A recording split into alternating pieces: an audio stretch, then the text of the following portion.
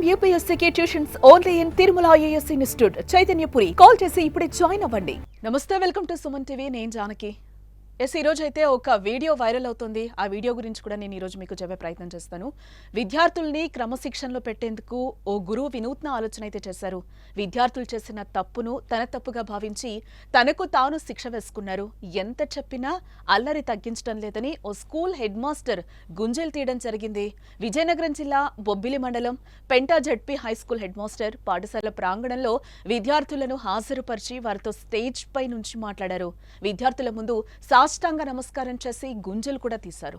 ఆపై తాము కొట్టలేము, తిట్టలేము, ఏం చేయలేము, మీ దగ్గర చేతకాని వారిలాగా చేతులు కట్టుకుని ఉండాల్సిన పరిస్థితి వచ్చింది అని ఆయన ఆవేదన వ్యక్తం చేయడం జరిగింది.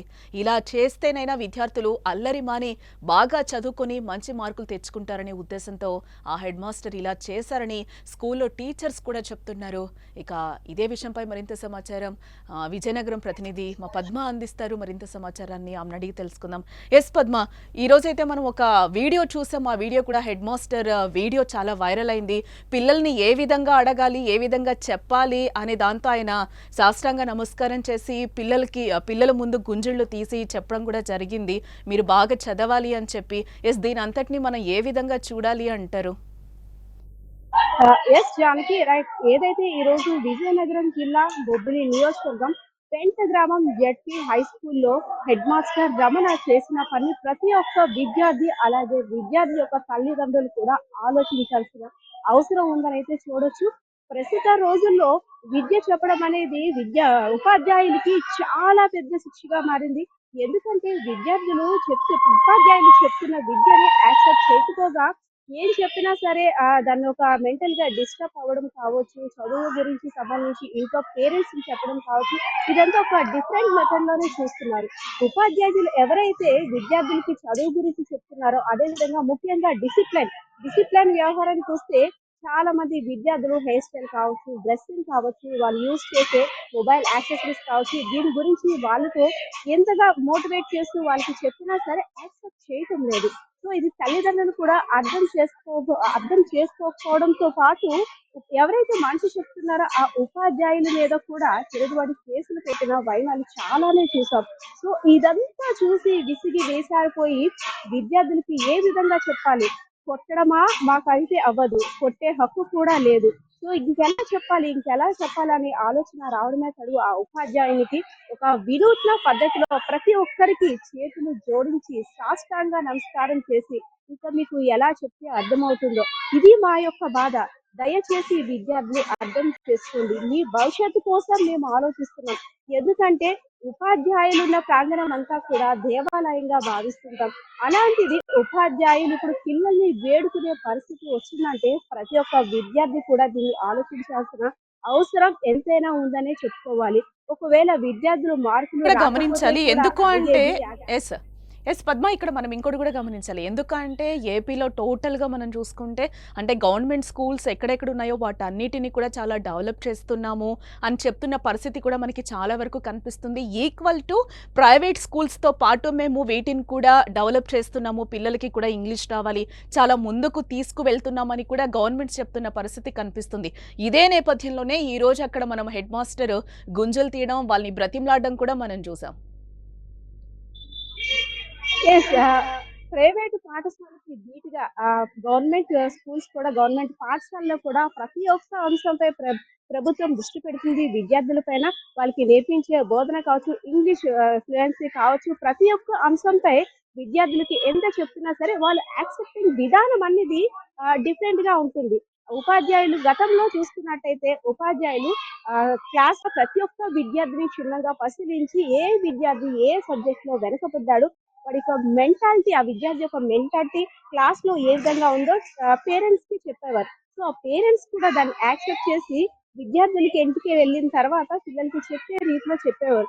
కానీ ప్రస్తుత రోజుల్లో అంటే ఈ ఘటన చూస్తున్నట్టయితే, ఆయన వేడుకుంటున్న పరిస్థితి చూస్తున్నట్టయితే చాలా సార్లు విద్యా తల్లిదండ్రులు కూడా చెప్పి ఇంకా ఎటు నుండి అయినా మాకే బాధ, విద్యార్థులు చదవకపోతే అటు ప్రభుత్వం నుండి కూడా సరైన రిజల్ట్ రాలేదని మా మీద ఒత్తిడి పెరుగుతుంది.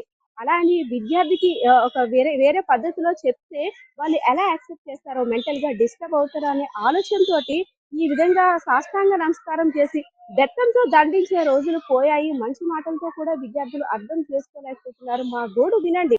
మా ఉపాధ్యాయుల యొక్క బాధని అర్థం చేసుకోండి.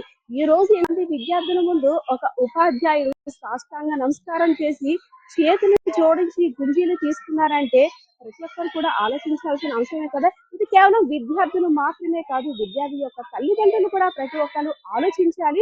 ఇంకొకటి కూడా పద్మ, అంటే స్కూల్ కి పంపించేస్తున్నాం, మొత్తం టీచర్సే చూసుకుంటారు అని చెప్పి కూడా పేరెంట్స్ వదిలేస్తున్న పరిస్థితి కనిపిస్తుంది. కొన్ని మనం ప్రైవేట్ స్కూల్స్ కి వచ్చే వరకు చూసుకుంటే ఏదన్నా కొట్టినా కూడా టీచర్స్ మీదకి అగైనెస్ట్ గా పేరెంట్స్ వెళ్తున్న పరిస్థితులు కూడా మనకి చాలా స్కూల్స్ లో చూసాం. అలాగే కాలేజెస్ లో కూడా పిల్లలు ఎంత ఒత్తిడికి గురవుతున్నారో కూడా మనం చూస్తూనే ఉన్నాం.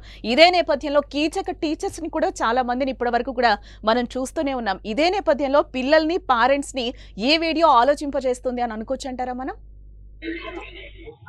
ఎస్ జానకి, రియల్లీ నిజంగా ఈ వీడియో ప్రతి ఒక్కరు కూడా, ప్రతి ఒక్క పేరెంట్ కూడా ఆలోచించాలి. మీరు అనేటట్టు అంటే కీచక టీచర్స్ ని కూడా చూసాం. అంటే ఒక ఒక విద్యార్థి మీద ఏం పెట్టుకొని విద్యార్థిని ఏదో విధంగా గ్రహించుకోవాలని ఆలోచించిన ఉపాధ్యాయుల్ని చూసాము. అదే విధంగా పిల్లాడు చెప్పిన దాన్ని బట్టి ఈ మధ్య ఏంటంటే క్యాస్ట్ కి సంబంధించి మా పిల్లవాడు తక్కువ క్యాస్ట్ అని అడుగుతున్నారు, వాడు క్యాస్ట్ అని ఎక్కిరిస్తున్నారు. అదే ఏం చెప్తే అది పిల్లాడు ఏం చెప్తే అది పేరెంట్స్ కూడా విని వాళ్ళు మాటలు పట్టుకొని వచ్చేసి స్కూల్ దగ్గర గొడవలు ఆడిన ఘటనలు కూడా చూస్తున్నాం. ముఖ్యంగా డ్రెస్సింగ్ సంబంధించి ఏమి అనడానికి లేదు, టీచర్స్ కి ఆ రైట్స్ కూడా లేదు. అదే విధంగా హెయిర్ స్టైల్ సంబంధించి కూడా ఏం చెప్పాలన్నా సరే ఉపాధ్యాయులు భయపడుతున్న పరిస్థితి. Private with comparison private schools కి గవర్నమెంట్ స్కూల్స్ కి కంపేర్ చేసుకున్నట్టయితే పొద్దున్న నుండి కూడా సాయంత్రం వరకు చదువు చదువు చదువు అనే ప్రెజర్ నుండి ఇంటికి వెళ్ళిన విద్యార్థి అలసిపోయి పడుకున్న తర్వాత కనీసం పేరెంట్స్ నాన్న పొద్దు నుండి ఏం చెప్పారు, నువ్వు ఎలా ఫీల్ అవుతున్నావు, నువ్వు స్ట్రెస్ ఫీల్ అవుతున్నా అడిగే పరిస్థితి ఉండదు. కానీ ఇక్కడ గవర్నమెంట్ స్కూల్లో చూస్తున్నట్టయితే పొద్దున్న అంతా కూడా టైం టేబుల్ ప్రకారం పొద్దున్న ఫుడ్ టైమింగ్స్ సంబంధించి మధ్యాహ్నం మిడ్ మీల్ సంబంధించి అన్ని కూడా టైం ప్రకారం జరిగిన తర్వాత పిల్లవాడు ఎంత ఎంత టైం చదవాలో అంత మాత్రమే చదవాలి. ఏ పిల్లవాడు కూడా స్ట్రెస్ కి గురి కాకూడదు అనే ఉద్దేశంతో ప్రైవేట్ క్లాసులు కూడా నిర్వహించని పరిస్థితి ప్రభుత్వ పాఠశాలలో ఉంది. సో ఇంటికి వెళ్ళిన తర్వాత పిల్లాడు చెప్పిన దాన్ని పేరెంట్స్ కూడా క్రాస్ చెక్ చేసుకోవాలి. దేనికోసం చేసా, నీ మంచి కోసమే కదా చెప్పినట్టు పేరెంట్స్ కూడా అంటే పిల్లవాడి ముందు ఎప్పుడు టీచర్ ని మాత్రం ఏమి అనకుండా వచ్చి టీచర్ తో మాట్లాడితే ఇటు విద్యార్థి గురించి చేసిన ప్రవర్తన కావచ్చు, విద్యార్థి చదువు ఏ విధంగా ఉందో పేరెంట్స్ తో కూడా కమ్యూనికేషన్ అవుతారు. కాబట్టి పేరెంట్స్ డైరెక్ట్ గా టీచర్స్ తో వచ్చి కమ్యూనికేట్ చేసుకుంటే బాగుంటుందని చాలా మంది టీచర్ల ఉద్దేశం కూడా జానకి.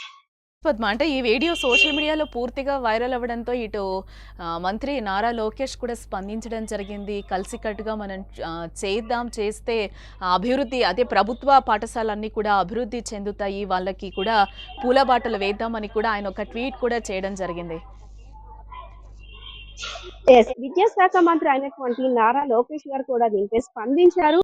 అంటే శిక్షణ వేస్తున్నారు, పిల్లల్ని దండించే హక్కు మనకు లేదు, సో వాళ్ళకి అర్థమయ్యే రీతిలో మీరు కూడా చెప్పారంటూ ఆ హెడ్ మాస్టర్ రమణ గారిని అయితే మాత్రం అభినందించి చూస్తున్నట్టయితే నిజమే. ఇంకంటే ఇది చూసిన తర్వాతైనా ఇంతమంది మధ్య మాకు విద్యను బోధించే ఉపాధ్యాయుడు సాష్టాంగ నమస్కారం చేస్తూ గుంజీలు తీస్తూ చేతులెత్తి వేడుకుంటున్నారంటే మా అందరి కోసం ఒక ఉపాధ్యాయుడు అంటే ఎలా వేడుకుంటున్నాడో అని విద్యార్థులు కూడా ఆలోచించాలి కదా. సో అదే విధంగా విద్యాశాఖ మంత్రి అయినటువంటి నారా లోకేష్ గారు కూడా ఇంకా విద్యార్థులపై ఎలాంటి శ్రద్ధ చూపించాలి, ఇంకా వాటి అభివృద్ధి క్రమాలు స్కూల్లో ఏ విధంగా చేపట్టాలి, ఇది ఒక ఆలోచింపజేసే విషయంగానే ఆయన కూడా చూస్తున్నారు. సో ఉపాధ్యాయులకి విద్యార్థులకి మధ్య కమ్యూనికేషన్ ఏ విధంగా ఉండాలి, అదే విధంగా ముఖ్యంగా పేరెంట్స్ ని ఇన్వాల్వ్ చేస్తూ ఇంకే విధంగా ముందుకెళ్తే సరైన ఫలితాలు వస్తాయనే ఆలోచనలో కూడా ఉన్నట్టు తెలుస్తుంది Janaki. Thank you so much Padma. Yes, చూసాం కదండి హెడ్ మాస్టర్ అయితే పిల్లల్ని ఏ విధంగా వేడుకుంటున్నారు ఏంటి అనేది. టోటల్గా అయితే ఈ వీడియో వైరల్ అయింది. మంచి బుద్ధులు రావాలి, బాగా నేర్చుకోవాలి, ఇటు పేరెంట్స్ కానీ ఇటు అలాగే పిల్లలు కూడా చెప్పిన విధానాన్ని అయితే అర్థం చేసుకోవాలి, బాగా చదువుకోవాలని కూడా క్లియర్గా అయితే ఆయన చెప్పడం జరిగింది. కొట్టే హక్కు కానీ మాకు లేదు, కాబట్టి నేను ఈ విధంగా వేడుకుంటున్నానని కూడా ఆయన సాష్టాంగ నమస్కారం చేసి గుంజులు తీసి ఒక head master, school head master పిల్లల్ని వేడుకోవడం జరిగింది. Yes, that's all for now.